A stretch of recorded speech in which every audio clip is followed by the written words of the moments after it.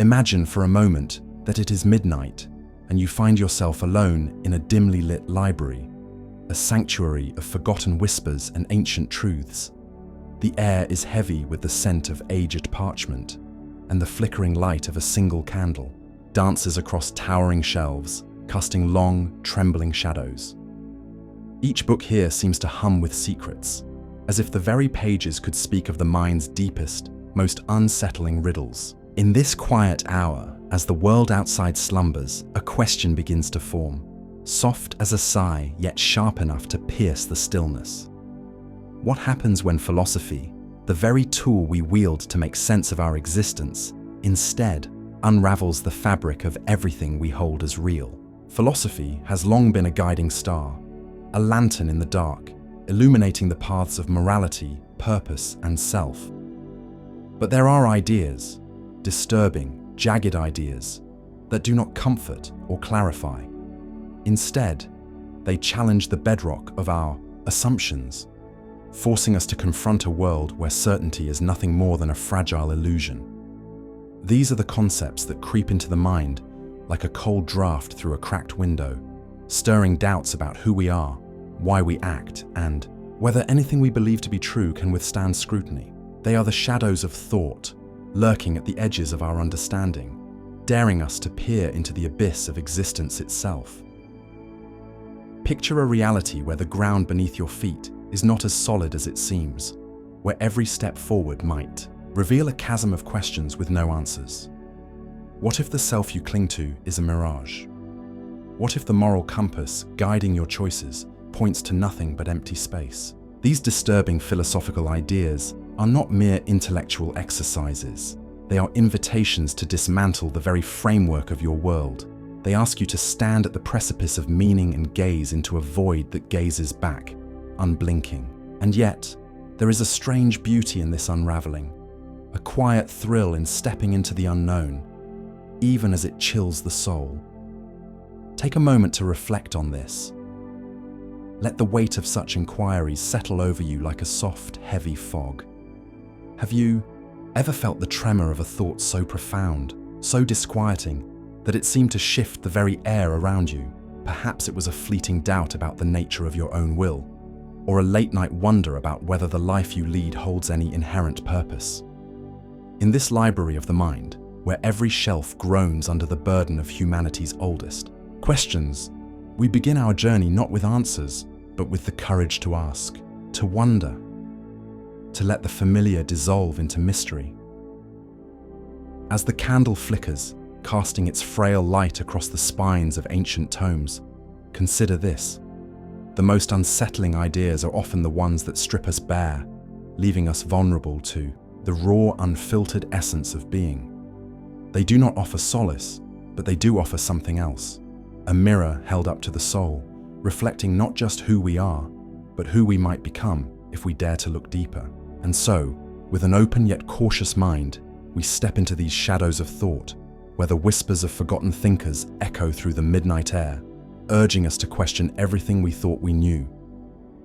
Let this be the beginning, a quiet descent into the heart of disturbance, where the only certainty is the uncertainty that awaits. Imagine, for a moment, a grand theatre bathed in shadow, its vast stage empty save for a single figure, a marionette carved with exquisite detail, its wooden limbs poised in mid-motion. The curtains are drawn, the audience silent, and yet the puppet moves, dancing to a rhythm only it seems to hear. But look closer, and you'll see the faint glimmer of strings rising into the darkness above, pulled by unseen hands. Who or what guides its every step? And if this marionette were you, would you even know? This is where we begin to unravel one of philosophy's most unsettling ideas, the illusion of free will. It's a concept that creeps into the mind like a whisper in the dead of night, questioning the very foundation of who we are. We like to believe we are the architects of our choices, the authors of our lives. Every decision, whether to turn left or right, to speak or stay silent, feels like an act of personal power, a declaration of our autonomy. But what if that feeling is nothing more than a beautiful deception? What if every thought, every action, is the inevitable result of forces beyond our grasp, strings woven from the fabric of the past, from the chemistry of our brains, from the cosmic dance of particles set in motion long before we were born. Consider the deterministic view, a perspective as old as philosophy itself, which argues that the universe operates like an intricate machine, each gear turning precisely as it must. In this worldview, every event, every choice, is the product of prior causes. The flutter of a butterfly's wing in a distant forest could ripple through time to shape the words you speak today. The neurons firing in your mind, the upbringing that molded your values, the chance encounters that steered your path. All of these are links in an unbreakable chain. If this is true, then the notion of free will begins to crumble, dissolving into a mirage shimmering just out of reach. You didn't choose to listen to these words any more than a river chooses to flow downhill. It simply happens as it was always meant to. Take a moment to reflect on this. Let the weight of it settle over you like a quiet fog. If your choices are not truly yours, what does that mean for the way you live? Think of the pride you've felt in your achievements, the guilt that has gnawed at you over past mistakes, the sense of responsibility that shapes your moral compass. If these are built on an illusion, do they lose their meaning? Or do they remain real to you, even if the strings above are pulled by forces you cannot see? This question lingers like a faint, unresolved melody, echoing through the chambers of the mind. Some philosophers, like Baruch Spinoza, embrace this deterministic vision with a kind of serene acceptance, suggesting that understanding our place in the grand machinery of existence could free us from the torment of regret or blame. Others, however, resist, clinging to the idea that even if the universe is a vast web of cause and effect, there must be a sliver of agency, a tiny spark of defiance within us. But imagine standing before that marionette in the theatre, watching its delicate movements, its painted eyes staring blankly ahead. Would you tell it that it is free, or would you pity it, knowing that its dance, however beautiful, is not its own? The illusion of free will does not merely challenge our sense of self, it reshapes the very ground beneath our moral and personal lives.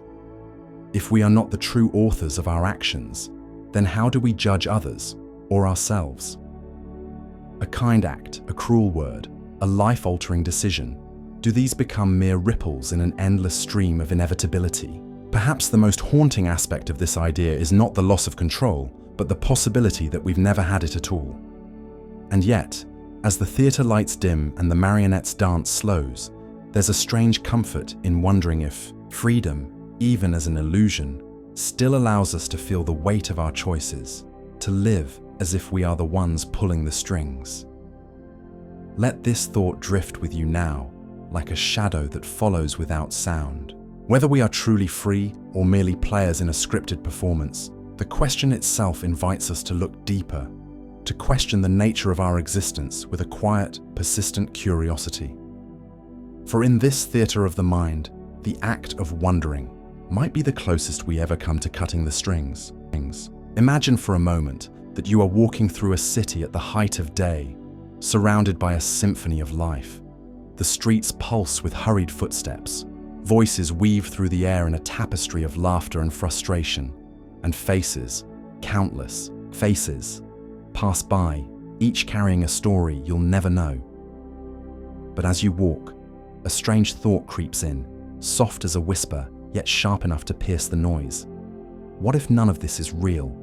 What if every person, every sound, every fleeting glance is nothing more than a creation of your own mind, a dream spun from the threads of your solitary consciousness? This is the haunting realm of solipsism, a philosophical idea that dares to suggest you might be the only thing that truly exists.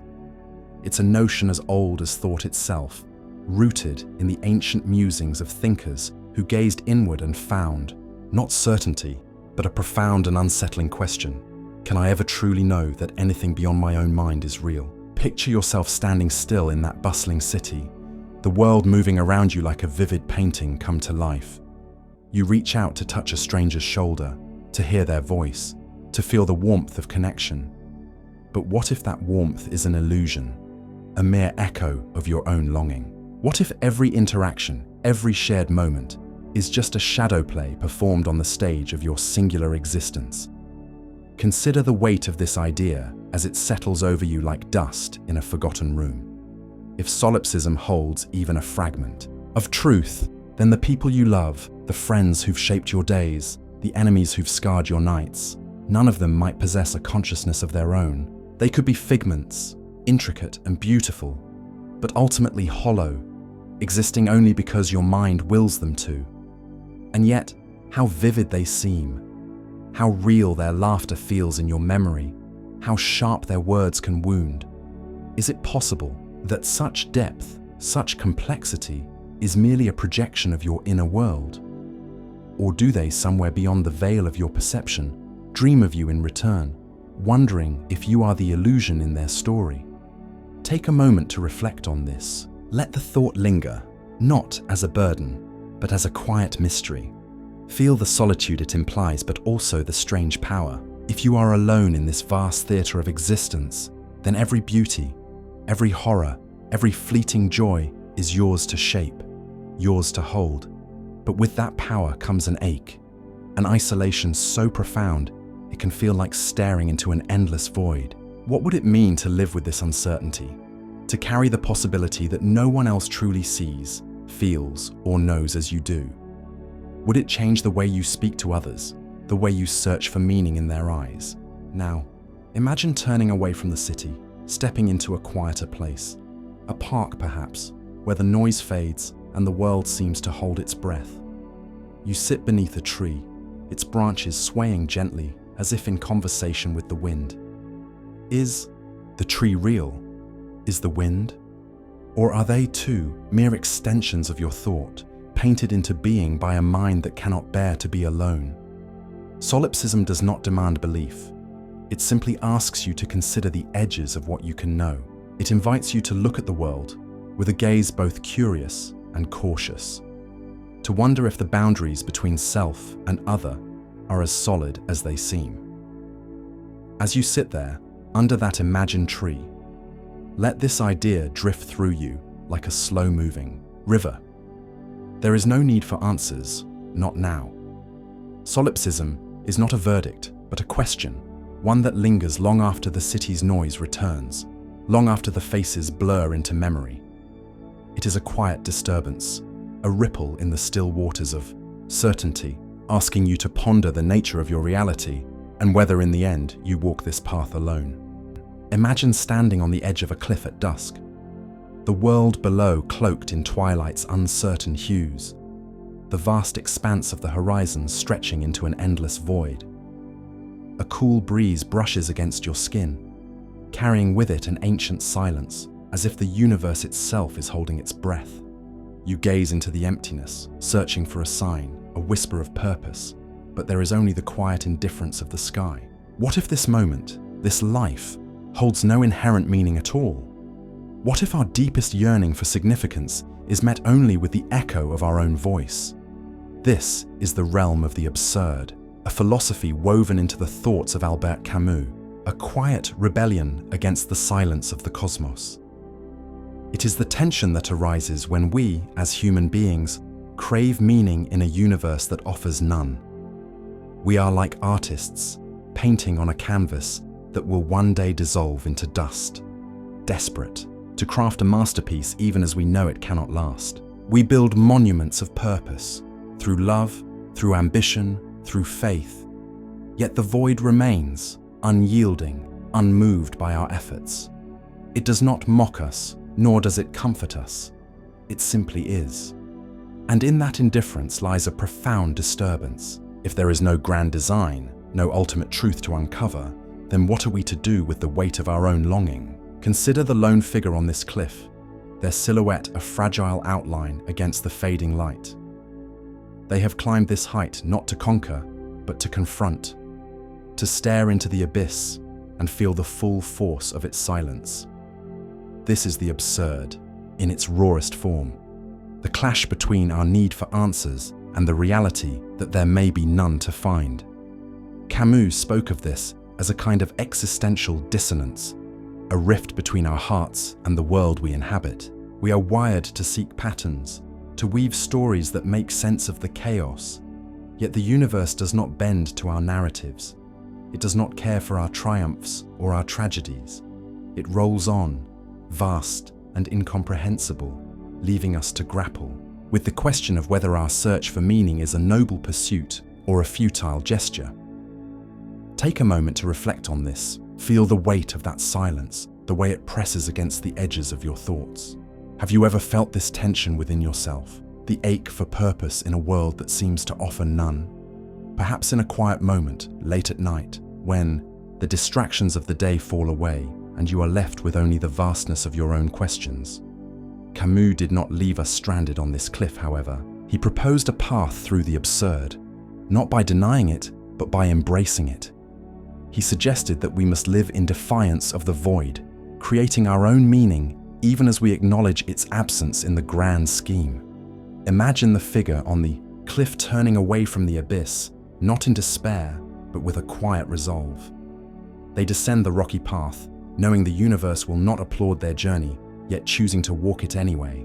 They find purpose in the act of living itself, in the small, fleeting joys, in the connections forged with others, in the sheer defiance of crafting a life worth living despite the silence. This is what Camus called the revolt of the absurd: to live passionately, to create meaning where none is given, to shake a fist at the indifferent stars and say, "I will make my own light." But is this enough? Can we truly sustain ourselves on self-made meaning? Or does the void always linger at the edges of our vision, whispering of our ultimate insignificance?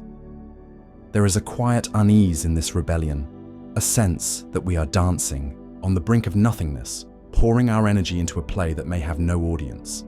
And yet, perhaps there is a strange beauty in this act, a kind of courage in knowing that the universe offers no script, no stage directions, and still choosing to perform with all our heart. Let this thought settle over you like the twilight shadows on that cliff. The absurd does not demand despair, nor does it promise salvation. It simply asks us to stand at the edge, to look into the void, and to decide for ourselves what comes next. Will you craft meaning from the fragments of your days, or will you let the silence overwhelm you? The choice, as always, rests in your hands, even as the universe watches, silent and unjudging, from its infinite distance. Imagine, for a fleeting moment, that you awaken in a world where every sensation, every memory, every fleeting thought is not your own creation, but a meticulously crafted illusion, a digital dream woven together by an unseen architect, where the laughter of a friend, the warmth of the sun, even the ache of longing, are nothing more than lines of code humming in an endless, invisible machine. What if the life you've lived, the choices you've agonized over, the very texture of your reality, were all part of a grand simulation, designed with precision beyond comprehension? This is not the stuff of science fiction, but a philosophical riddle that has crept into our modern consciousness, whispering a question as old as thought itself. What is real? Let's linger on this unsettling notion, allowing it to unfold slowly, like a shadow stretching across a quiet room at dusk. The simulation hypothesis, as it's come to be known, suggests that we might be inhabitants of a constructed reality, a digital matrix orchestrated by a force or intelligence we cannot fathom. Perhaps it's a civilization far beyond our own, toying with existence as a child might play with a model train. Or maybe it's a solitary mind, a programmer of sorts, crafting worlds within worlds for reasons we could never grasp. The idea isn't entirely new. It echoes ancient musings about the nature of illusion, stretching back to the shadowy cave of Plato, where prisoners mistook flickering images on a wall for the truth of the world. In his allegory, they were bound, unable to turn their heads, convinced that the shadows were reality itself. Are we too chained in a similar deception, unable to glimpse the machinery behind the curtain? Consider the fabric of your own experience, the way the morning light spills through a window, the scent of rain on distant earth, the quiet rhythm of your breath as you listen to these words. Could these be mere data points, rendered with such exquisite detail that they fool even the sharpest mind? Scientists and philosophers alike have pondered this, pointing to the eerie precision of the universe, its mathematical constants, its predictable laws, as if reality itself were a program running on a cosmic server. If every particle, every interaction can be reduced to information, then what separates us from a simulation so advanced that it mimics life down to the smallest sigh? And yet, as this thought settles over you like a thin, cool mist, another question emerges, heavier still. If we are in a simulation, does it even matter? Take a moment to reflect on this. Let the weight of the idea rest gently in your mind, like a stone smoothed by a river's endless current. If our joys and sorrows, our triumphs and failures, are scripted by an unseen hand, do they lose their meaning? Or is meaning something we carve out for ourselves, regardless of the stage on which we stand?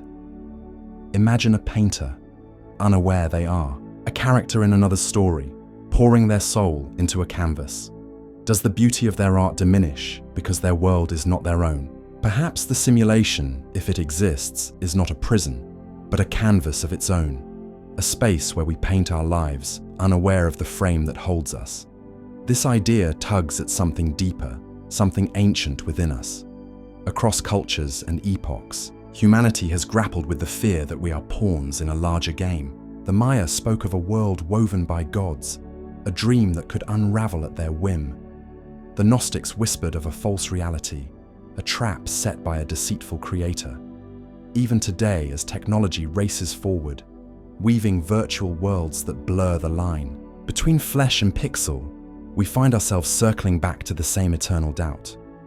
What if the screen you gaze into is not a window, but a mirror reflecting a lie? What if the ground beneath your feet, the stars above your head, are nothing more than a beautiful, intricate hoax? And yet, there is a strange serenity in this uncertainty. If reality is a construct, then perhaps it is also a gift, a chance to live, to feel, to wonder, even if only for a fleeting moment in the mind of something greater. Or perhaps the simulation is not a deception, but a creation born of curiosity, a way for some unknowable being to understand what it means to be human, to ache, to dream. As you ponder this, let the boundaries of your world soften, just for a breath. Imagine the code beneath your skin, the hum of a system you cannot hear, and yet feel the warmth of your own existence pulsing through you, real or not. This is the paradox at the heart of the simulation hypothesis. The more we question reality, the more we affirm our own capacity to seek, to imagine, to reach beyond the veil. Whether we are flesh or data, dream or dreamer, there is something undeniable in the act of wondering itself. So let this thought drift with you, like a leaf carried on a quiet stream. If all of this is an illusion, then perhaps the true marvel is that we can still ask the question, and in asking, touch something eternal, something that no code could ever contain. Imagine, for a moment, a courtroom cloaked in twilight, its wooden benches worn from the weight of countless judgments. The air is thick with the murmur of arguments, the clink of a gavel echoing like a heartbeat in the stillness. Here, justice is meant to reign, a clear line drawn between right and wrong, a moral compass to guide the lost. But what if that compass is nothing more than a fabrication, a story we tell ourselves to sleep soundly at night? What if the very concepts of good and evil are not truths carved into the fabric of the universe, but merely shadows cast by our own minds? Welcome to the shadowy realm of moral nihilism, a philosophy that dares to strip away the comforting veneer of ethics and expose a stark, unsettling possibility, that right and wrong do not exist beyond the boundaries of human invention. In this courtroom of thought, there is no ultimate judge, no divine law etched in stone. Every verdict, every principle becomes a game of perspectives, a fragile agreement among players who pretend to know the rules. Picture a defendant, their fate hanging in the balance, while the jury debates not truth, but opinion. One juror sees a crime as an unforgivable sin. Another sees it as a desperate act of survival. Who holds the moral high ground when the ground itself is an illusion? Let us wander deeper into this fog of ambiguity. Consider the laws that govern us, laws we uphold as sacred, as if they were handed down from some higher power. Yet, peel back the layers of history, and you find they are often born from the whims of culture, the needs of a moment, or the will of the powerful. What was deemed righteous in one era becomes barbaric in another. Slavery, once justified by moral codes, now stands as a stain on humanity's conscience. If morality is so malleable, so tied to the fleeting winds of time and place, can we truly call it a universal truth? Or is it a costume we wear, changing with the seasons of our collective story? Now let your mind drift to a quieter, more personal place. Think of a moment when you felt the sting of guilt or the warmth of pride for doing what you believed was right. Perhaps you returned a lost wallet or stood up for someone in need. That sense of goodness, that inner validation, was it a reflection of some cosmic order, or simply a product of the values you've inherited, the lessons woven into your being by family, society, or faith? Moral nihilism whispers that these feelings, though real to you, are not anchored in anything beyond the human mind. They are echoes of a narrative we've constructed to give shape to a chaotic world. Take a moment to reflect on this. What does it mean to act ethically if the very foundation of ethics might be a mirage? Yet, there is a strange duality in this thought, a tension that pulls at the edges of our understanding. If morality is a fiction, does that render our actions meaningless, or does it, in some paradoxical way, make them even more significant? In a universe devoid of inherent right or wrong, every choice you make becomes a brushstroke on a blank canvas, a chance to create meaning where none exists.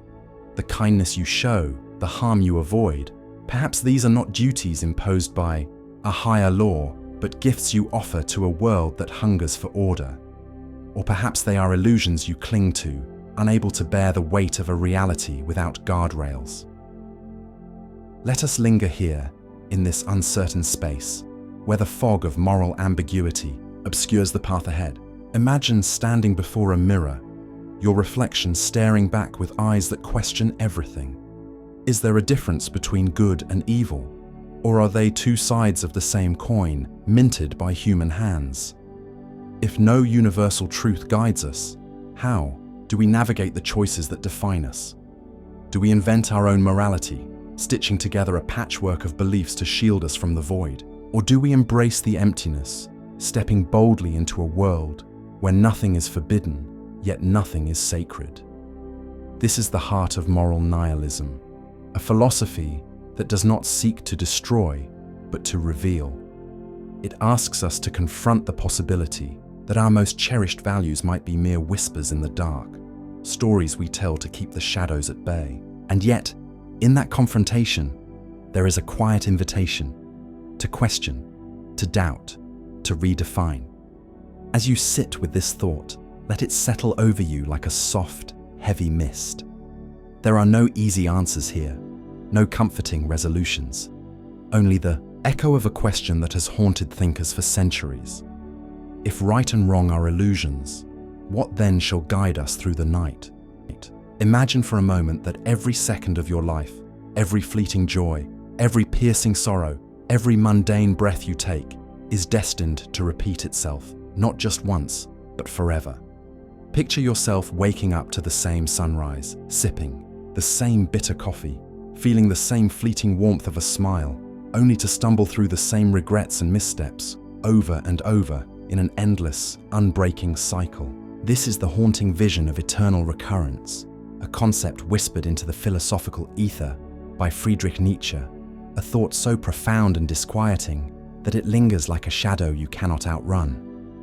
What would it mean to live your life knowing it will play out again, identically, for all eternity? Would this knowledge crush you under its weight, or would it ignite a fire to live more fiercely, more deliberately? Let's step into this idea as if it were a quiet, familiar room, one you've entered countless times without realizing it.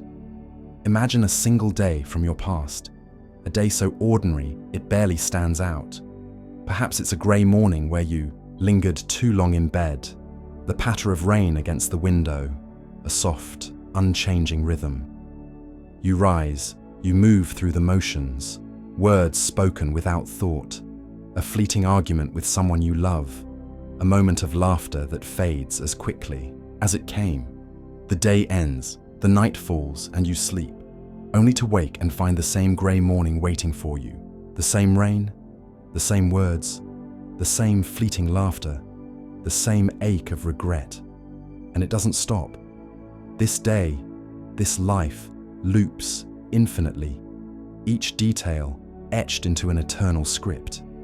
Every choice you made, every chance you missed, every tear and every triumph, none of it can be rewritten. It simply is, again and again. Nietzsche posed this as more than a thought experiment.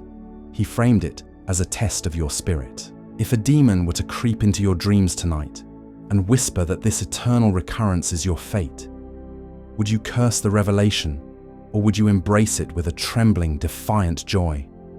He believed that to affirm this cycle, to say yes to every moment of your life, even the pain, even the mundane, would be the ultimate act of strength, a way to live as if every second were a masterpiece. But let's linger on the other side of this coin for a moment.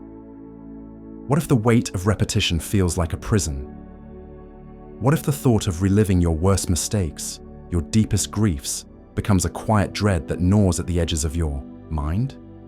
Does knowing that every misstep is eternal make it harder to forgive yourself, harder to move forward, even in this one iteration of existence? Take a moment to reflect on this. Imagine a single memory, one that stings or soothes, and ask yourself, could I bear to live it again, not just once, but forever? Does the thought of its endless return change how you see it now, in this fleeting present? Let's wander deeper into this labyrinth of thought. Nietzsche drew inspiration from ancient ideas, from the Stoics who mused on cosmic cycles, and from Eastern philosophies that speak of time as a wheel turning without end.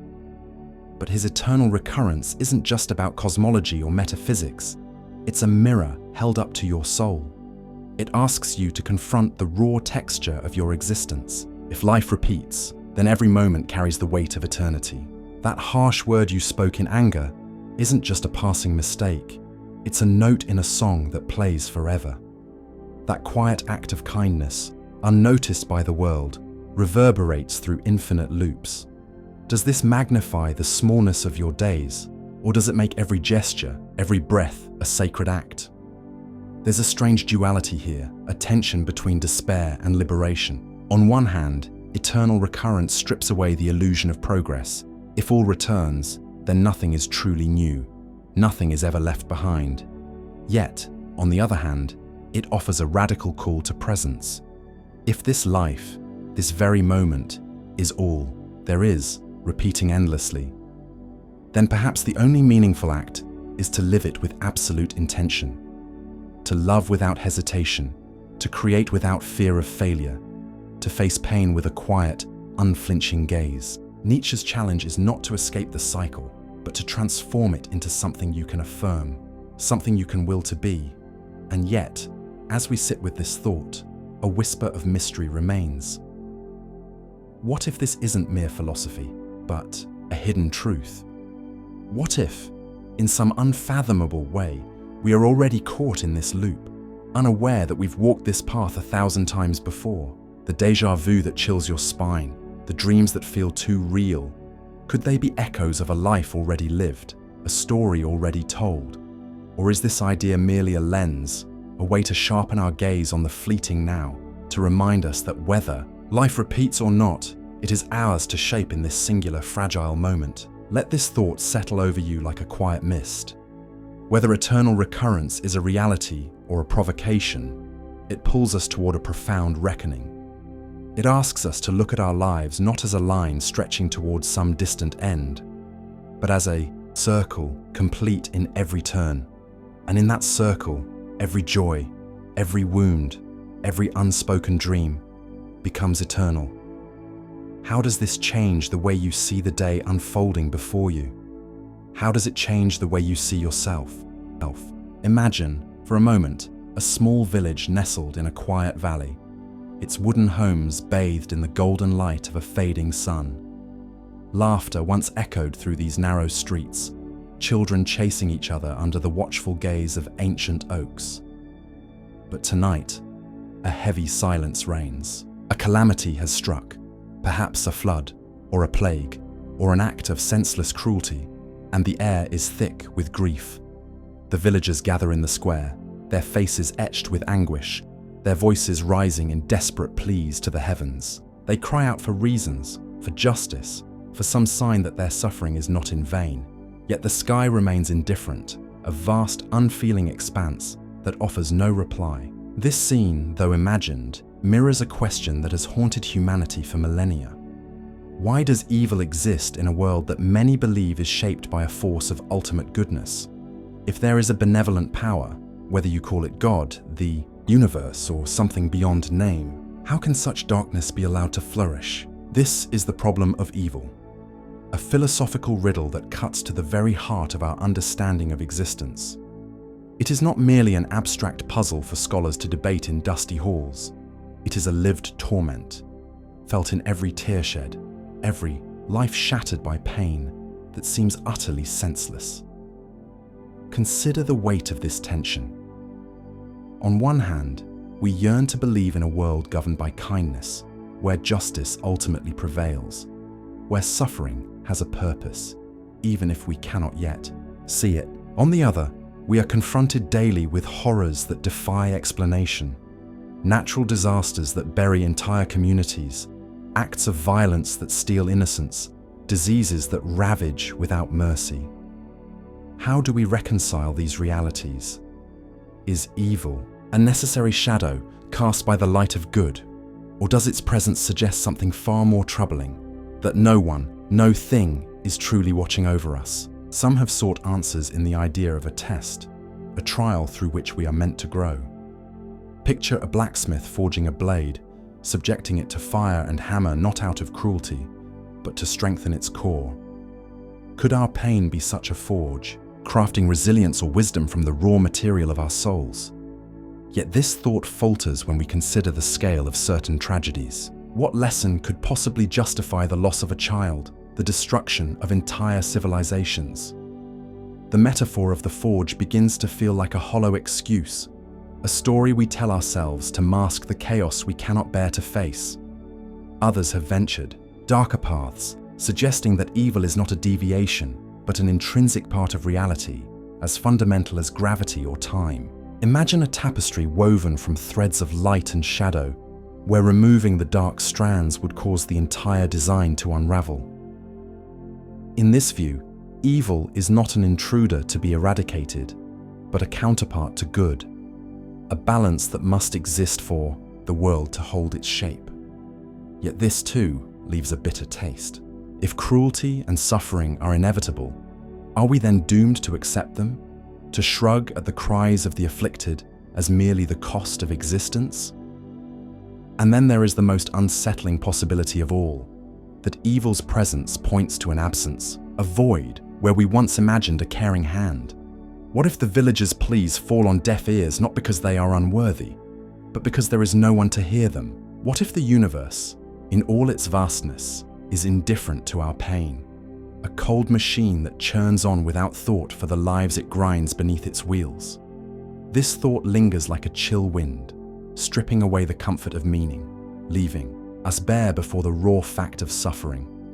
Take a moment to reflect on this. Let the weight of these questions settle over you, not as a burden, but as a quiet invitation to wonder.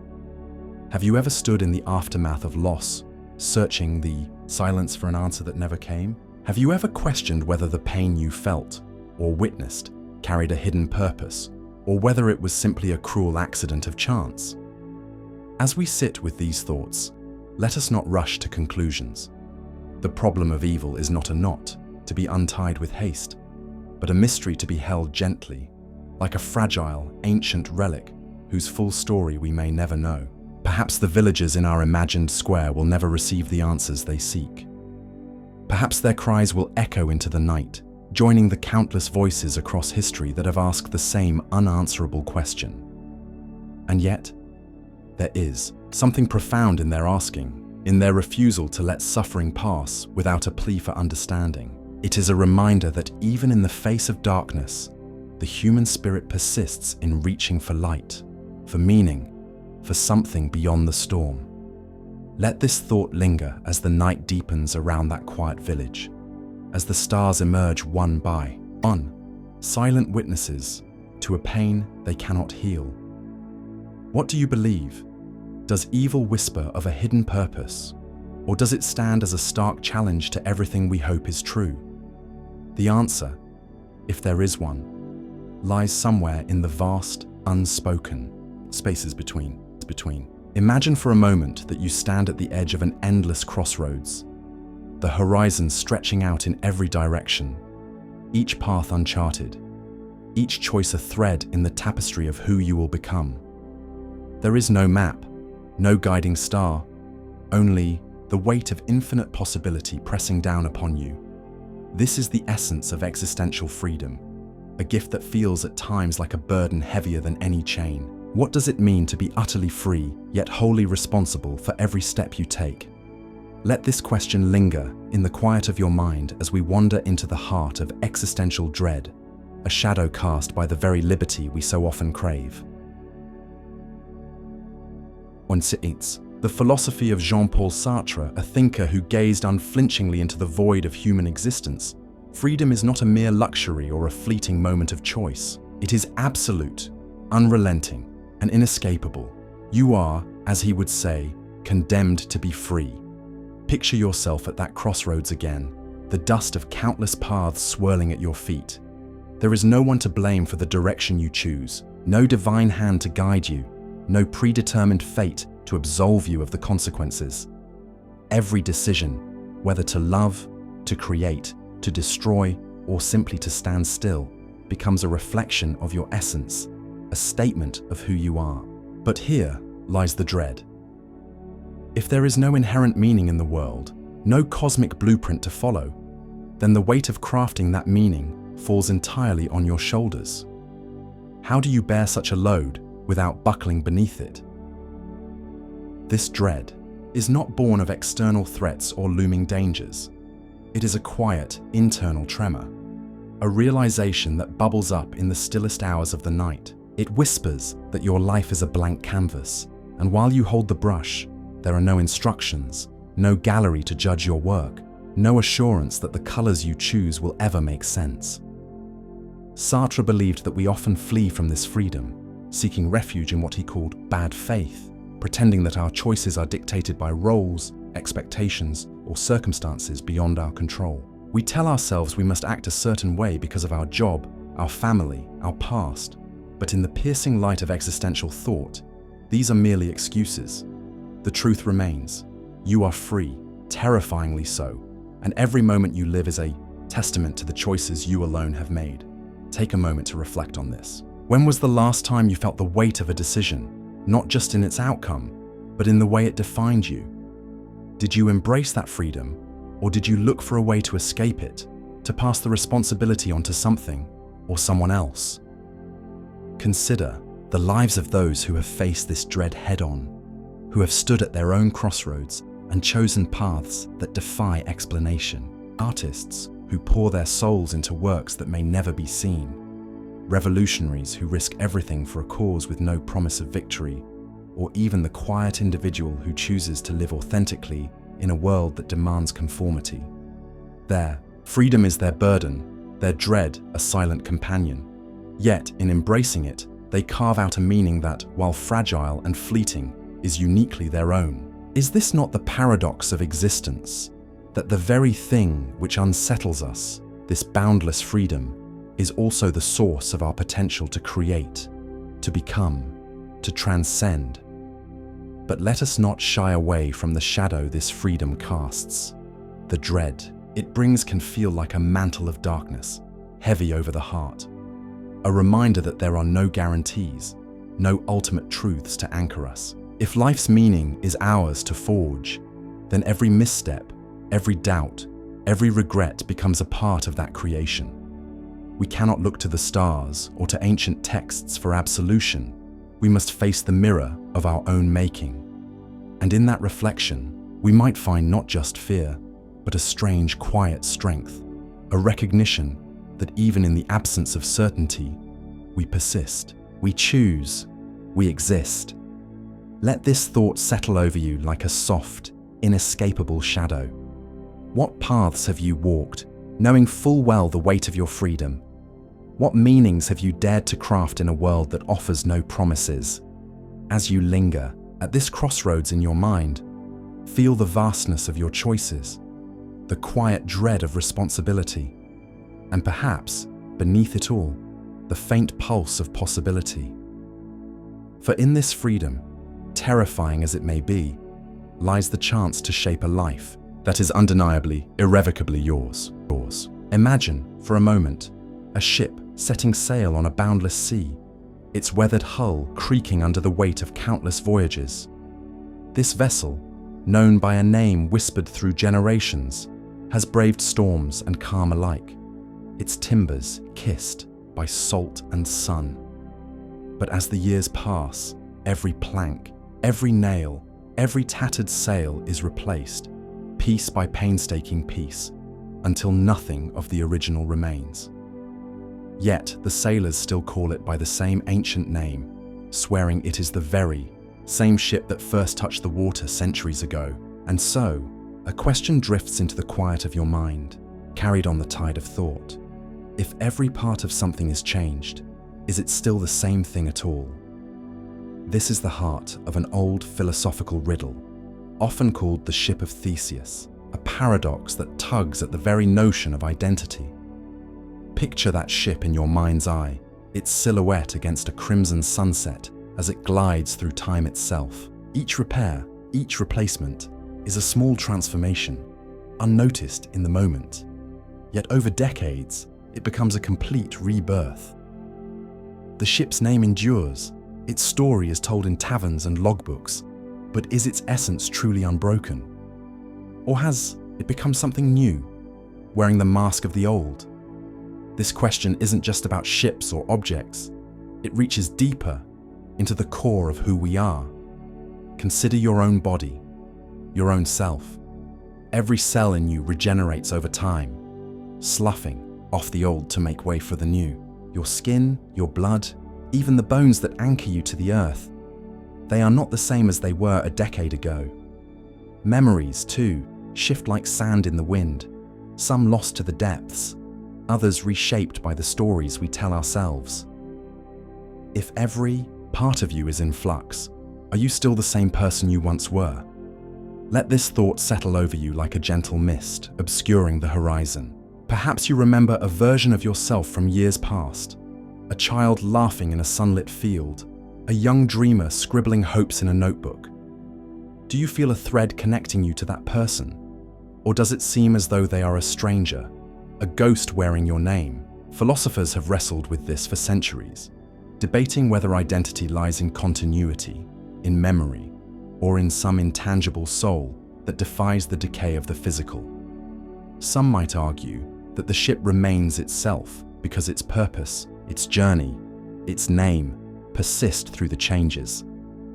Others would say it is an illusion, a comforting lie we tell to avoid facing the truth of our impermanence. And what of you? If your thoughts, your desires, your very essence evolve with each passing year, where does the boundary lie between the old you and the new? Take a moment to reflect on this.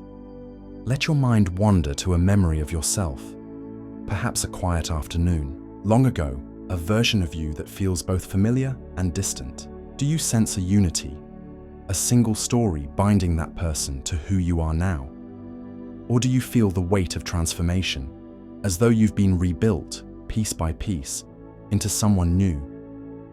This paradox of the ship of Theseus whispers a deeper, more haunting truth.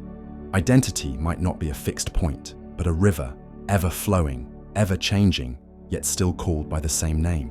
We cling to the idea of a permanent self, a core that remains untouched by time, but perhaps that too is a tale we tell to anchor ourselves in a world of flux. Imagine that ship once more, sailing under a moonless sky, its latest timbers gleaming, with fresh varnish, yet carrying the weight of 1,000 unseen voyages. Is it the same ship the first sailors knew?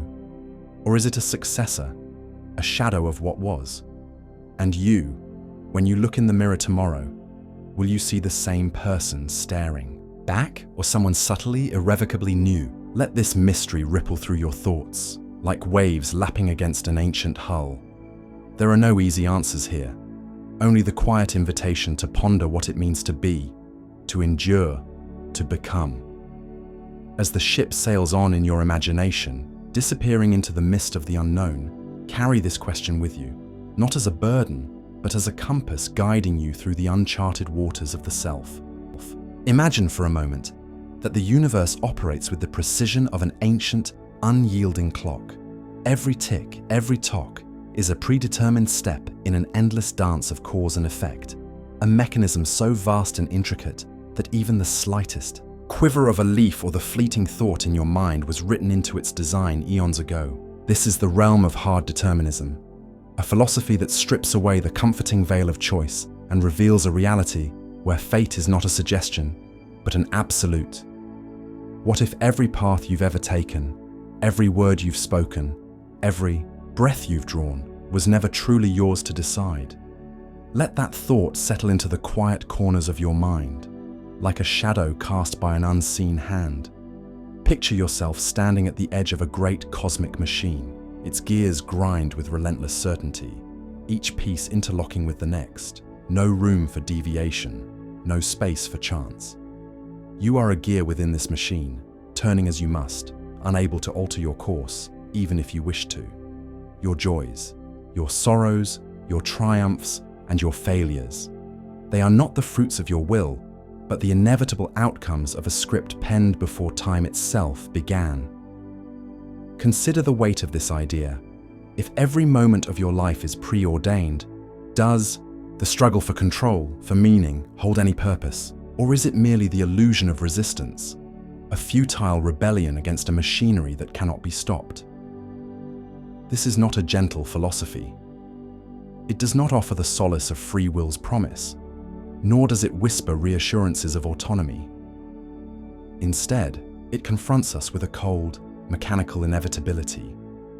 Think back to a decision you once believed was yours, perhaps a moment of courage, or a choice to turn away from something safe. What if that decision was never a crossroads, but a single, unchangeable path? What if the neurons firing in your brain, the circumstances surrounding you, the very laws of physics, had already conspired to shape that moment, long before you ever felt it as your own? There is something both chilling and strangely serene in this thought, a surrender to a force so vast that to resist it seems almost absurd. Take a moment to reflect on this.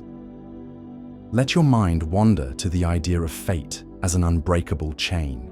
Does the notion of being bound by such inevitability stir a sense of despair within you, a longing to break free from the gears of this cosmic clock? Or does it perhaps bring a quiet peace, a release from the burden of choice?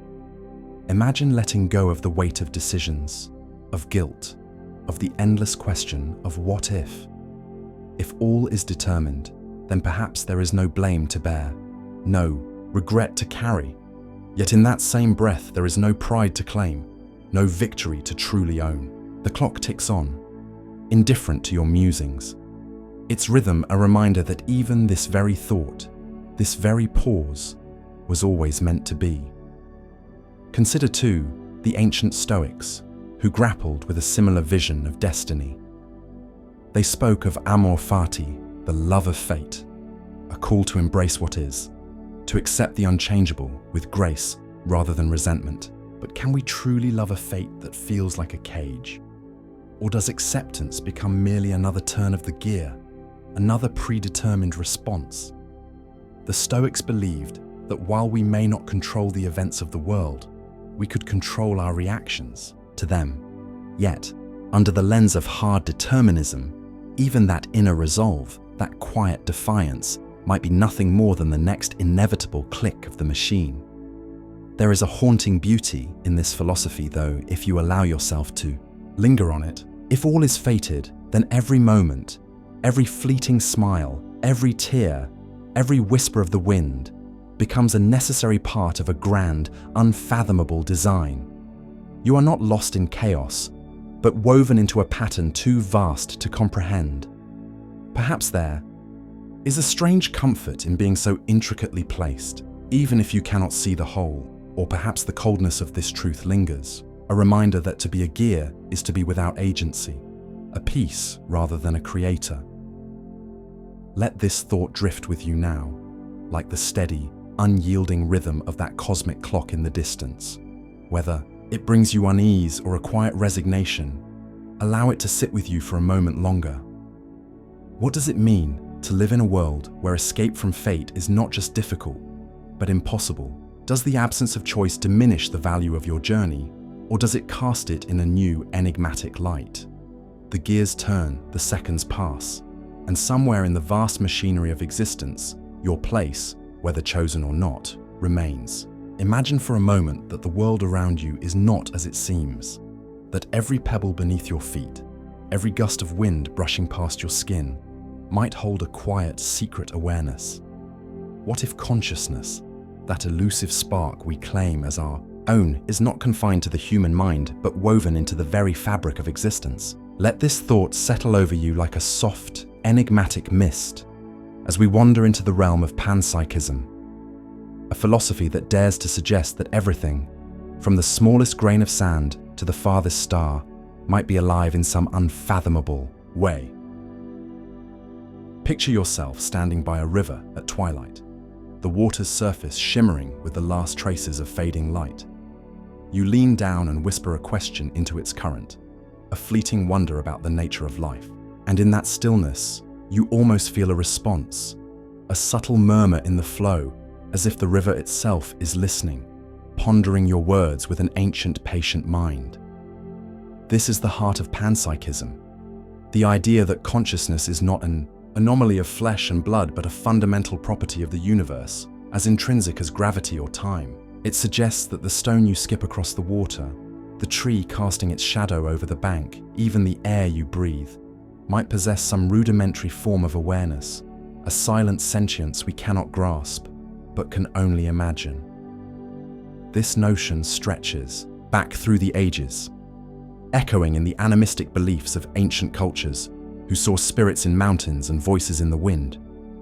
It resurfaces in the musings of philosophers like Leibniz, who proposed that every fragment of matter might contain a kind of perception, however faint. Today, panpsychism finds new life in the minds of thinkers grappling with the mystery of consciousness itself, why it exists, where it comes from, and whether it can truly be explained by the firing of neurons alone.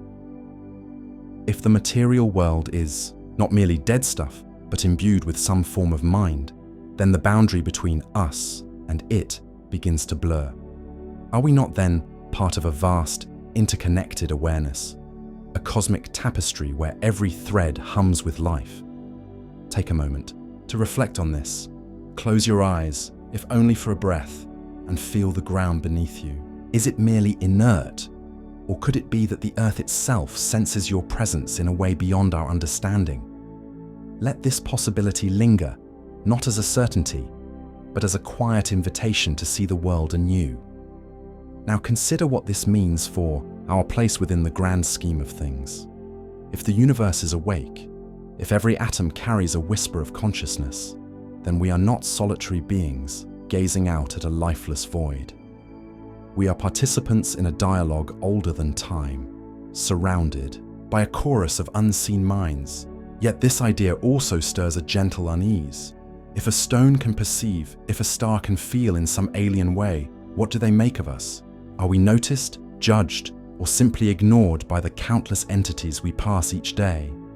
The thought is both comforting and haunting, a reminder of kinship with all that exists, yet a hint of mystery that keeps us at arm's length from truly knowing. The river continues its endless journey before you.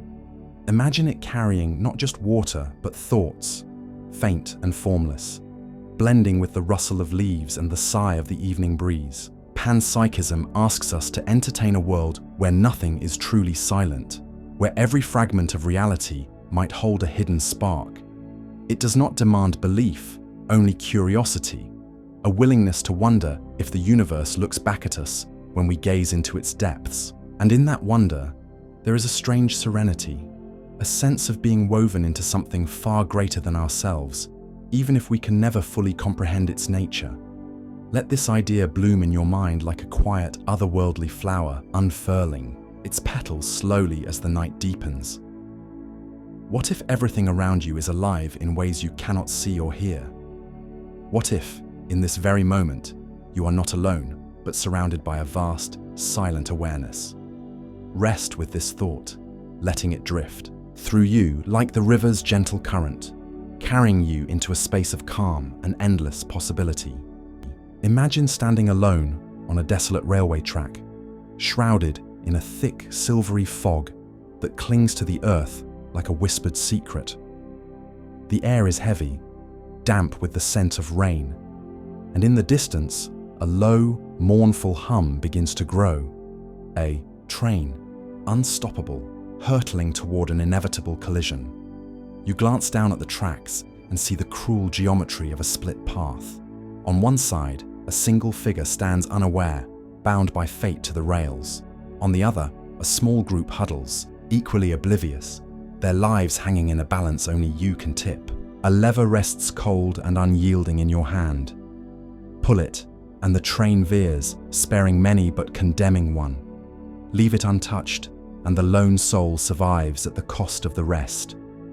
The sound of the approaching engine crescendos, a heartbeat of iron and steam, and time seems to slow, stretching this moment into an eternity of moral torment. What do you do? This is no mere thought experiment, no idle game of the mind. It is a window into the raw, jagged edges of human ethics, a scenario known as the trolley problem, first conceived in the quiet corridors of philosophical debate. It strips away the comforting veneer of right and wrong, forcing us to confront the machinery of our values under unbearable pressure. Do you measure life by numbers, calculating the greater good with a cold utilitarian hand, 5 saved at the expense of 1? Or do you cling to the sanctity of each soul, refusing to play God even if inaction spares one life while dooming many? The fog thickens as the train's whistle pierces the silence, a cry that seems to echo the anguish of choice itself. There is no escape from this decision, no third path hidden in the mist. Every option stains your hands with consequence. Let us step back from the tracks for a moment. Though the rumble of that train lingers in our thoughts, this dilemma unveils a deeper rift in how we navigate the moral landscape.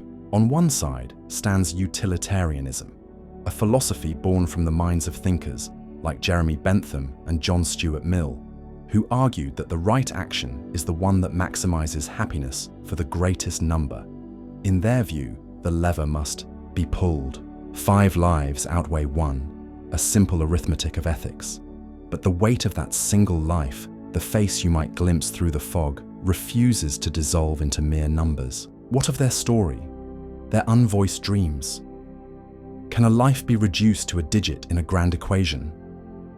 Opposing this is deontology, a framework rooted in the unwavering principles of Immanuel Kant, who insisted that some acts are inherently wrong, no matter the outcome.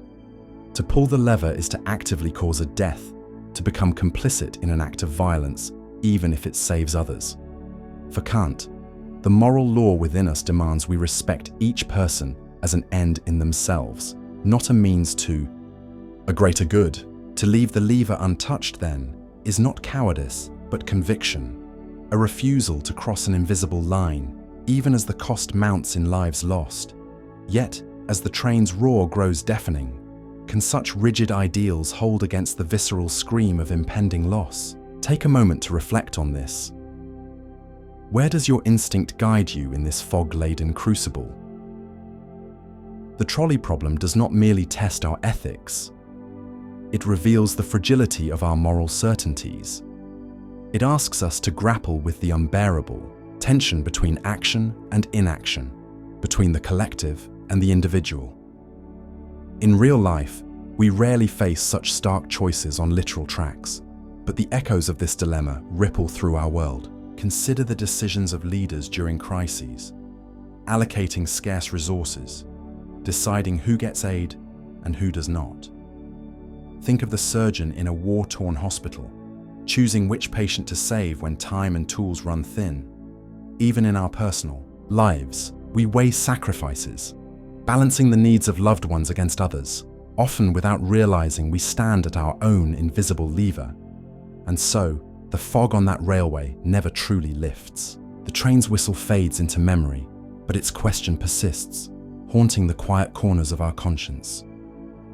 Are we bound by duty to a principle, unyielding as the iron tracks themselves, or do we bend toward the greater good, even if it fractures something sacred within us? Perhaps there is no right answer, only the weight of the choice we make, and the shadow it casts long after the decision is done.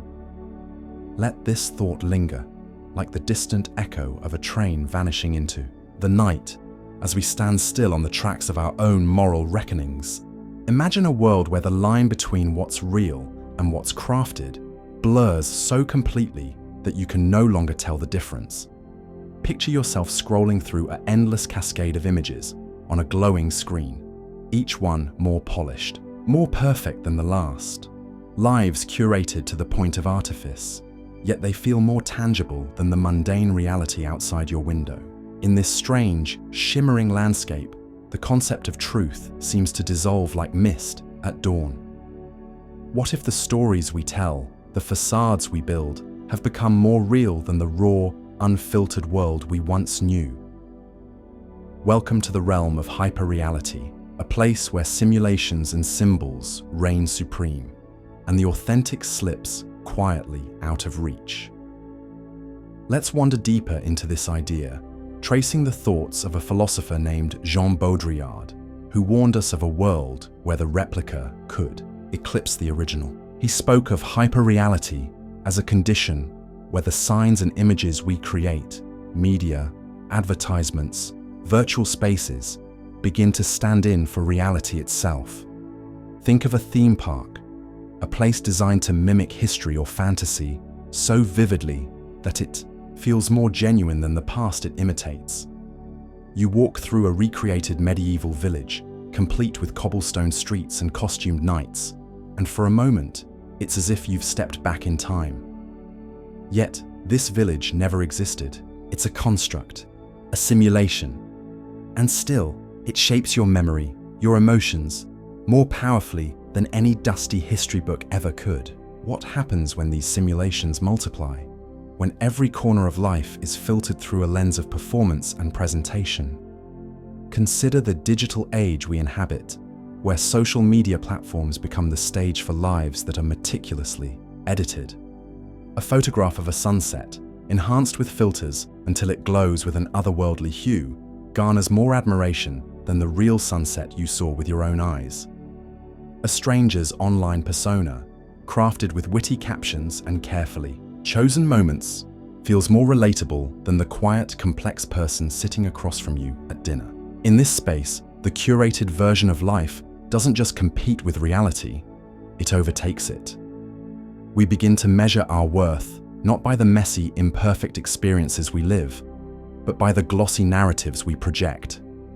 And slowly, without noticing, we drift into a mirror maze where reflections of reflections surround us, and the original image is lost.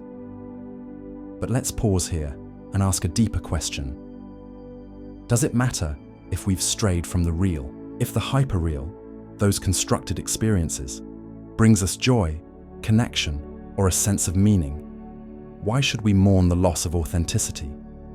Perhaps there's a quiet liberation in embracing the artificial, in knowing that reality is malleable, something we can shape with our stories and symbols. Yet, there's a shadow to this thought.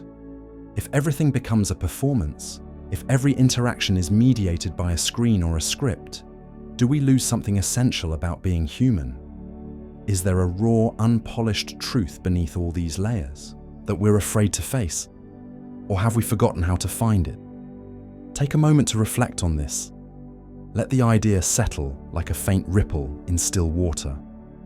Now imagine stepping outside after hours of scrolling through that endless digital stream. The air feels sharp, the sounds of the world unfiltered. Traffic hums, leaves rustle, a distant voice calls out. But even here, the hyperreal creeps in. Billboards tower above, selling dreams of perfection. A passerby poses for a selfie, framing their life for an unseen audience. You can't escape the feeling that this moment too is being shaped by an invisible hand, a culture of images and ideals that dictates how it should be seen, felt, remembered. Baudrillard once said that in hyperreality, the map precedes the territory. The representation comes before the real thing. So, are you experiencing this street this evening as it is? Or are you seeing it through the lens of every advertisement, every post, every story you've consumed? There's a quiet unease in this realization, a sense of being caught in a web of illusions, unsure of where the threads lead. It's as if we've built a world of echoes, each one bouncing off the last, until the original sound is forgotten. And yet, isn't there something mesmerizing about this dance of simulations? The way we can reinvent ourselves, rewrite our realities, with every click and every share. Perhaps hyperreality isn't just a trap, it's also a canvas, a space, where we paint the world as we wish it to be. But at what cost? If we live only in the reflection, do we risk losing the ability to see ourselves as we truly are, flawed, fleeting, human? Let this thought linger like a half-remembered dream as you drift through the layers of your own reality. Are you living in the world, or in a shimmering imitation of it? And if the imitation feels real enough, does the distinction even matter? The maze of mirrors stretches on, each surface catching a fragment of you, each reflection whispering a different truth. Where does it end? Or has the end already slipped beyond our grasp? Imagine a quiet office, tucked away in a nondescript building, where the hum of daily routine drowns out the weight of the world. A man sits at his desk, pen in hand, signing papers with a mechanical rhythm. Each stroke of ink is a command, a directive. Yet his face remains blank, his thoughts elsewhere, perhaps on the mundane concerns of dinner or the evening's rest. Unbeknownst to him, these signatures set in motion acts of unimaginable consequence, ripples of suffering that stretch far beyond the walls of this room. How does evil, so often pictured as a snarling beast, cloak itself in the ordinary, in the unremarkable ticks of a clock or the scratch of a pen? This is the haunting insight of Hannah Arendt, who, in observing the trial of a man responsible for atrocities beyond comprehension, found not a monster, but a bureaucrat, a figure so utterly banal, so devoid of malice or passion that it chilled her to the core. She termed this the banality of evil, a concept that strips away the dramatic veneer we often attribute to wickedness. Evil, she suggested, is not always born of grand schemes or twisted desires. Sometimes it emerges from thoughtlessness, from a failure to question, from the quiet compliance of those who simply follow orders without pausing to consider their meaning. In the hands of an unreflective mind, the ordinary becomes a tool for horror. Picture this man at his desk, not as a villain in a tale of darkness, but as a neighbor, a colleague, someone whose life mirrors our own in its simplicity. He does not wake each morning plotting destruction. He merely does what is asked of him, numbed by routine, distanced from the consequences of his actions. And yet, through this very detachment, he becomes complicit in a machinery of suffering. How many such hands have turned the gears of history's darkest moments, not out of hatred, but out of a refusal to think, to feel, to challenge? Could we too slip into such a role, lulled by the comfort of obedience, by the ease of looking the other way? Take a moment to reflect on this. Consider the small choices you make each day, the rules you follow without question, the silences you maintain when something feels amiss. Are there moments where thoughtlessness has guided you, where you've acted not out of conviction, but out of habit? The shadow of banality is not reserved for history's infamous figures. It lingers in the corners of our own lives, waiting for us to turn a blind eye. Arendt's observation forces us to confront a deeply unsettling truth. Evil does not always announce itself with thunder and flame. Often, it arrives in whispers, in the mundane shuffle of paperwork, in the quiet nod of agreement. It hides in the spaces where we fail to ask why, where we allow ourselves to become cogs in systems we do not fully understand. What separates us from that man at the desk is not a vast moral chasm, but a willingness to pause, to question, to bear the discomfort of responsibility. And yet, how often do we shy away from that burden, seeking refuge in the simplicity of doing as we're told? Let this thought settle over you like a slow dusk, dimming the edges of certainty. The banality of evil is not a distant spectre. It is a mirror held up to our own capacity for indifference. In a world that often demands conformity, where the pace of life can dull our senses, how do we guard against becoming unwitting agents of harm? Perhaps the answer lies not in grand gestures, but in the quiet act of reflection, in the courage to ask what lies beyond the next signature, the next order, the next unexamined step. As the light fades on this scene, let the weight of that question linger, a gentle reminder to remain awake, to think, to resist the ease of oblivion. Imagine, for just a fleeting breath, that the very fabric of time as you know it is nothing more than a mirage, a delicate illusion woven by the mind to make sense of an incomprehensible eternity. Picture yourself standing on the edge of a vast, silent desert, where the horizon blurs into an endless shimmer, and the ticking of a clock becomes a meaningless echo. In this moment, the past is not behind you, nor is the future ahead. There is only a strange, suspended now, or perhaps there is nothing at all. What if time, the invisible river we believe carries us forward, is merely a trick, a construct of our own making? Let this thought settle over you like a quiet fog as we wander into the philosophical enigma of time's true nature. For centuries, thinkers have grappled with the question of whether time exists as a fundamental reality or as a perception, a mental scaffolding we erect to organize the chaos of existence. Consider the musings of the philosopher J.M.E. McTaggart, who, in the early 20th century, proposed that time itself might be unreal. He argued that our experience of past, present, and future is riddled with contradictions, a flawed narrative we tell ourselves.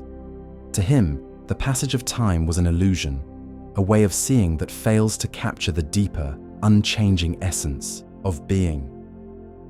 What if all moments, every joy, every sorrow, every fleeting glance, are not sequential but simultaneous, collapsed into a single eternal point that defies our linear understanding?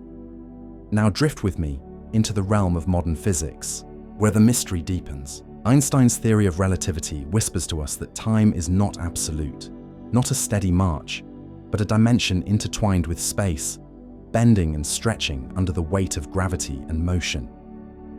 Imagine two travelers, one on Earth and one hurtling through the cosmos at near light speed. For the cosmic wanderer, time slows, almost to a standstill, while for the earthbound soul, years pass in the blink of an eye. When they meet again, decades may separate their lived experiences, though their shared reality once seemed so certain. Does this not make you wonder if the present, this very second you inhabit, is merely a perspective, a fragile slice of something far stranger? Take a moment to reflect on this. Feel the weight of the now, the only thing you can grasp, and yet, even as you hold it, it slips away. Is there truly a present, or are we caught in an endless dance between what was and what will be, never quite standing still? Some physicists, drawing from quantum mechanics, suggest that at the smallest scales of reality, time loses its meaning altogether. Events do not flow, they simply are, entangled in a web beyond our comprehension. If time's arrow is an illusion at the deepest level, are we not, in some sense, timeless beings, adrift in a sea of perception. Let this idea linger like the last note of a forgotten song. Picture yourself again in that desert, the sands unmoving, the sky unchanging. There is no before, no after, only an eternal stillness that both comforts and unsettles. If time is a construct, a story we tell to anchor ourselves, what does this mean for the way we live? Do our memories hold less weight if the past is not truly gone? Does our anticipation of tomorrow lose its urgency if the future is already here in some hidden way? Or perhaps, in dismantling the illusion of time, we uncover a profound freedom, a release from the relentless march, a chance to simply be unburdened by the weight of hours. As this thought weaves through your mind, let it carry a quiet unease, a subtle mystery. We are so tethered to the rhythm of days and nights, to the belief that each moment passes irretrievably into shadow.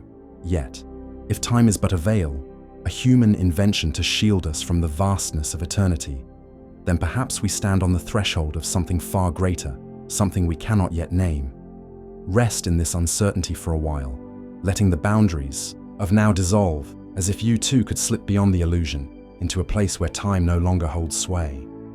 Imagine for a moment that you're sitting across from someone you hold dear, their eyes meeting yours in a quiet, unguarded instant. There's a warmth in their gaze, a flicker of something unspoken, a depth you feel you've always known. But as you linger in that connection, a shadow of doubt creeps in, soft as a whisper. Can you truly know what lies behind those eyes? Can you ever step beyond the boundary of your own mind to touch the reality of theirs? This is the riddle we face tonight, the problem of other minds, an enigma that tugs at the edges of our understanding, leaving us to wonder if we are ever truly seen, or if we are forever alone in our inner worlds. Consider the vastness of human experience, the countless thoughts and feelings that swirl within each of us, hidden beneath the surface of words and gestures. We speak, we laugh, we reach out with trembling hands to bridge the gap. But what assurance do we have that the person before us feels as we do, that their joy mirrors ours, that their pain cuts as deeply? Philosophers have long pondered this barrier, this invisible wall between consciousnesses.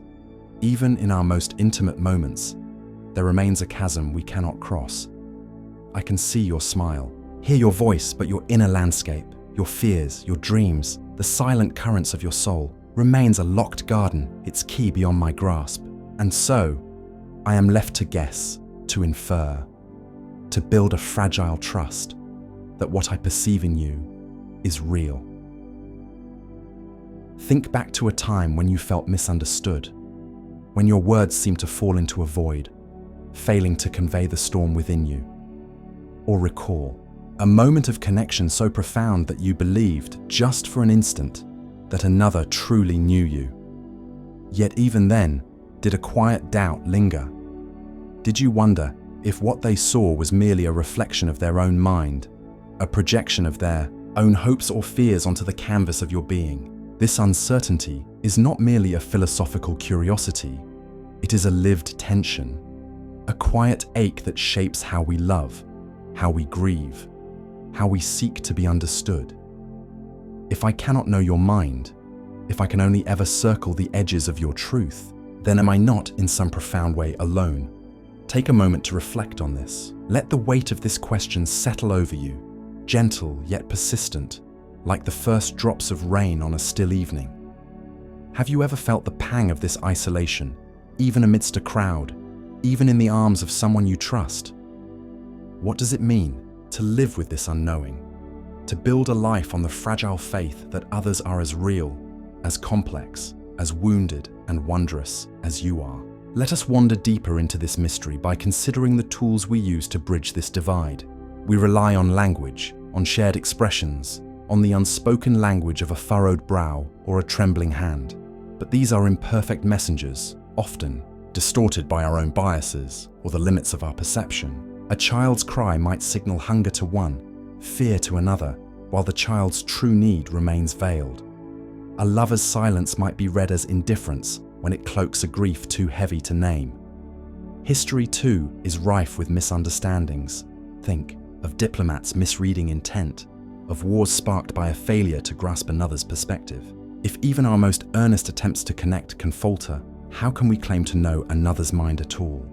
And yet, there is a strange beauty in this uncertainty, a tender humility in accepting that we may never fully know. Perhaps it is this very unknowing that drives us to listen more closely, to look with softer eyes, to offer compassion even when we cannot comprehend. If I cannot enter your mind, I can still sit beside you in the quiet, honoring the mystery of your inner world. I can imagine the weight you carry, the light you seek, and in that imagining I can draw nearer, even if only by a breath. Is this not, in its own way, a form of knowing? A knowing not of certainty, but of care? But the riddle persists, hovering, like a mist that refuses to lift. What if this act of imagining, this leap of empathy, is itself an illusion? What if I am merely crafting a story of you, a comforting tale to ease the loneliness of my own mind? Philosophers like Descartes wrestled with such doubts, questioning whether anything beyond their own consciousness could be proven to exist. And while we may not descend into such radical skepticism, the seed of unease remains.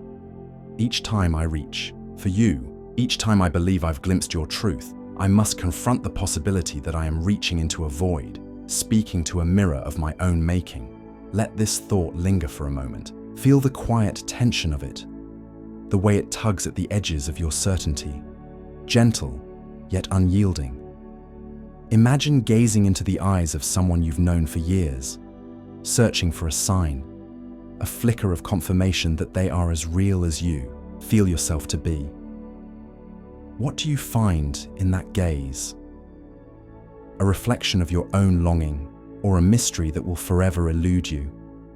As we rest in this uncertainty, let us not rush to resolve it. There is a strange peace in sitting with the unknown, in allowing the question of other minds to remain unanswered. Perhaps it is enough to live with this doubt, to let it remind us of the fragility of connection, the preciousness of every attempt to reach across the divide. For even if I can never truly know your thoughts, I can choose to act as if I do, to listen, to hold space, to believe in the reality of your inner world. And in that choice, there is a kind of faith, a quiet defiance against the isolation that threatens to enclose us. So, as the night deepens and the world grows still, let this riddle rest with you. Let it weave into your thoughts like a soft, persistent thread, asking you to consider the minds around you, those you cherish, those you pass by, those you may never meet. Can you know them? Can you ever truly be known? Or is it enough to simply reach out to extend a hand into the darkness, trusting that someone, somewhere is reaching back? Imagine a quiet room, untouched by time, where a single cradle rests in the center, bathed in the pale glow of a distant window. The air is still, heavy with a silence that seems to ask a question too profound to voice aloud. What if this cradle, meant to hold the promise of new life, instead carried a burden of unspoken sorrow? What if the very act of bringing a soul into this world were not a gift, but a quiet harm, a choice made without consent in a reality woven with inevitable pain?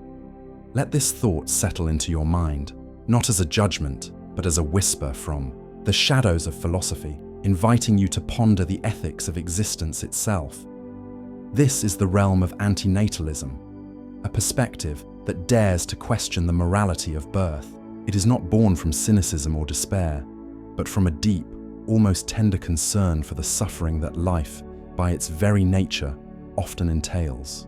Picture a parent standing over this cradle, their hearts swelling with love, yet shadowed by doubt. They know the laughter that might fill this room, the first steps, the fleeting joys of discovery. But they also know the tears that will come, the losses that cannot be shielded, the quiet aches of a world that offers no guarantees. Antinatalism asks, is it right to invite someone into this unpredictable dance of joy and pain when they have no voice to agree or refuse? Is the beauty of life enough to outweigh the certainty of struggle? Or does an unspoken asymmetry linger, where suffering cuts deeper than happiness can heal? Consider the weight of consent, a concept so fundamental to our understanding of fairness, yet absent in the act of birth. A child does not choose to exist, does not sign a contract with the universe to endure its storms. They are summoned into being, thrust into a reality they must navigate without prior warning. In the stillness of this imagined room, the cradle seems to embody this absence of choice, its emptiness a mirror to the question, if we cannot ask permission, should we act at all? Some antinatalist thinkers, like David Benatar, argue that there is a moral imbalance here, an asymmetry where the absence of pain is always preferable to the presence of pleasure, because to not exist is to never suffer, while to exist is to risk both. To bring a life into being, they suggest, is to gamble with someone else's fate, a wager made in hope, but not in certainty. Take a moment to reflect on this. Let the silence of that empty cradle linger in your thoughts. Does it feel like a condemnation of life or a compassionate plea to spare the unborn from harm? Perhaps it evokes a memory of your own beginning, the invisible threads that tied you to this world without your say.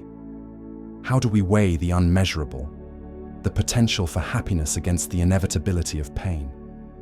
Is there a duty to create or a deeper duty to protect, even if that protection means an absence, a void where life might have been? Now, imagine stepping back from the cradle, the room fading into shadow as you carry this question outward, into the broader expanse of human experience. History whispers of countless lives begun in hope, yet marked by struggle, generations born into war, famine, or quiet, personal griefs that no cradle could foresee. Antinatalism does not deny the capacity for joy, the moments of light that pierce even the darkest days. It simply asks if those moments justify the risk, if the tapestry of life, with all its vibrant threads, is worth weaving when pain is so often its warp and weft. Some might argue that to live is to fight, to find meaning in the very act of enduring. Others might counter that such a fight should never be imposed, that the noblest act is to let the silence remain unbroken. As you stand on the edge of this thought, let it rest gently within you, like a stone dropped into still water, sending ripples through the depths of your mind. There are no easy answers here, no comforting resolutions to wrap this idea in warmth. Antinatalism is a quiet disturbance, a perspective that challenges the very instinct to continue, to create, to perpetuate. Yet in its challenge, there is a strange kind of care, a wish to shield, to question whether existence is a gift or a burden passed unknowingly from one hand to another. Let this linger as the room fades entirely, the cradle now a memory, its silence a question that echoes softly into the night. Imagine, for a moment, that you are standing on the edge of an endless abyss, the night sky stretching above you like a canvas of infinite black, pierced by countless pinpricks of light. Each star, a sun to distant worlds, each galaxy, a swirling dance of cosmic history. And here you are, a fleeting thought on a tiny speck of dust called Earth. What does it mean to exist in a universe so vast, so indifferent, that our entire story, every triumph and tragedy, might be less than a whisper? In the grand silence of eternity, let this thought settle over you, not with fear, but with a quiet, humbling awe as we gaze into the void and ponder our place within it. Picture Earth as a pale blue dot, a fragile mote suspended in a sunbeam, as the astronomer Carl Sagan once described it. From the vantage point of distant space, our planet is barely visible, a solitary pixel in a photograph of unimaginable scale. Every war fought, every empire risen and fallen, every love story whispered under moonlight, all of it unfolds on this insignificant grain of cosmic sand. Billions of galaxies swirl around us, each containing billions of stars, and within them, perhaps, worlds we cannot fathom. In this grand tapestry, woven from the threads of time and space, are we anything at all? Does our smallness strip away our meaning? Or does it, in some strange way, make our existence even more remarkable, a fleeting miracle against the backdrop of the infinite. Consider the scale of it all. The universe stretches across 93 billion light-years, a distance so vast that light itself, traveling at its relentless speed, takes eons to cross it. Within this expanse, our solar system is but a grain, our planet an atom. And yet, here we are, conscious, questioning, reaching out with our minds to grasp the very enormity that dwarfs us. Is there a kind of poetry in this insignificance? That, amidst the cold, unfeeling expanse, life, fragile, brief, and defiant, blooms on this tiny world. That we, in our impermanence, dare to dream, to create, to love, as if our actions ripple through the void. Take a moment to reflect on this. Feel the weight of the universe above you, and yet the warmth of your own breath, the pulse of your own heart, grounding you here, now. Let's wander deeper into this thought. What if our cosmic smallness is not a diminishment, but a liberation? If the universe owes us no answers, no purpose, then perhaps we are free to define our own. The stars do not judge us. The galaxies do not care for our failures or our joys. In their silence, there is a kind of permission, a vast, empty canvas on which we paint our lives. Every act of kindness, every moment of wonder, every quiet thought, in the stillness of night becomes a rebellion against the void. Or perhaps it is not rebellion at all, but harmony, a recognition that we too are made of stardust, born from the same ancient fires that forged the heavens. Are we insignificant? Or are we the universe knowing itself, gazing back through the lens of human eyes? Now, let this idea linger like the faint glow of a distant star. Imagine yourself floating in that endless night, Earth a mere memory below, the boundaries of self-dissolving into the vastness. Do you feel lost in this immensity, or do you feel a strange serenity, as if the weight of personal striving falls away under the gaze of eternity? There is no need to answer, not yet.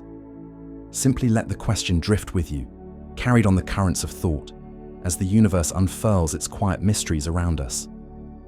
We are small, yes, but we are here, thinking, feeling, wondering.